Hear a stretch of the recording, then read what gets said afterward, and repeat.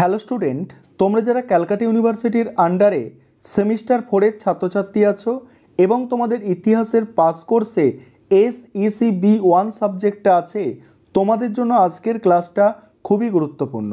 আজকের ক্লাসে তোমাদের একটি মক টেস্টের প্রশ্নপত্র নিয়ে আলোচনা করব। আশা রাখি এখান থেকে তোমরা বেশিরভাগ প্রশ্ন কমন পাবে।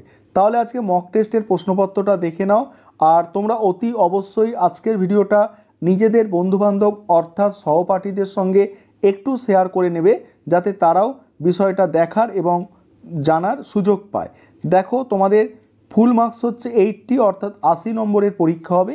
এখানে মক টেস্টে যে প্রশ্নপত্রটা দেওয়া আছে দেখতেই পাচ্ছ তোমরা, এই প্রশ্নটা 2022 সালের প্রশ্নপত্র থেকে নেওয়া হয়েছে। খুব গুরুত্বপূর্ণ প্রশ্ন। এই একটা প্রশ্নই তোমাদের যদি করে যাও 50 নম্বরের তোমাদের পরে এই বড় প্রশ্নটা 50 নম্বরের তোমাদের থাকবে।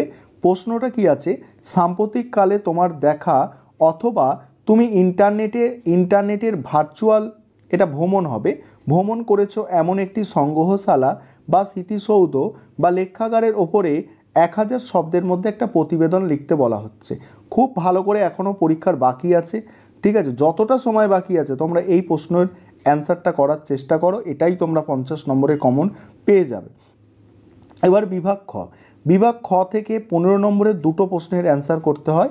এখানে এক একটা প্রশ্নের জন্য 700 শব্দে উত্তর লিখতে বলা হয়েছে। এবার বিভাগ খ থেকে আমি যে প্রশ্নগুলো রেখেছি দেখে নাও। আশা রাখি এখান থেকেই তোমরা দুটো প্রশ্ন কমন পেয়ে যাবে। প্রশ্নগুলো আলোচনা করব তার আগে একটা বিষয় বলে নিই তোমাদের, যে তোমাদের জন্য এই সাবজেক্টের স্টাডি মেটেরিয়াল তৈরি করা হয়েছে। আর তোমরা কেউ যদি স্টাডি মেটেরিয়াল পারচেস করতে চাও সেক্ষেত্রে এই নম্বরে যোগাযোগ করতে পারো, 91912300525218। এই নম্বরে তোমরা যোগাযোগ করে স্টাডি মেটেরিয়াল পারচেস করতে পারো। আমাদের স্টাডি মেটেরিয়ালের প্রাইস খুব কম রাখা হয়েছে, তোমাদের সাধ্যের মধ্যে। তোমরা যারা স্টাডি মেটেরিয়াল নিতে চাও অবশ্যই যোগাযোগ করবে। এখানে প্রথম যে প্রশ্নটা আছে দেখো, সংগ্রহশালার সংজ্ঞা দাও, সংগ্রহশালার যে কোনো দুটি কাজের বর্ণনা করো। পরের প্রশ্ন, ভারতে প্রথম সংগ্রহশালার ইতিহাস সংক্ষেপে আলোচনা করো। তারপরের প্রশ্ন, দ্রষ্টব্য বস্তু প্রদর্শন অনুসারে ভারতে সংগ্রহশালার প্রকারভেদ আলোচনা করো। তারপরের প্রশ্ন, লেখাগার বলতে কী বোঝো? শিক্ষা ও সংস্কৃতির বিকাশে লেখাগারের গুরুত্ব আলোচনা করো। আর শেষ প্রশ্ন আছে, ভারতের সাংস্কৃতিক ঐতিহ্য রক্ষায় সংগ্রহশালার ভূমিকা আলোচনা করো। এই ছিল তোমাদের মক টেস্টের প্রশ্নপত্র।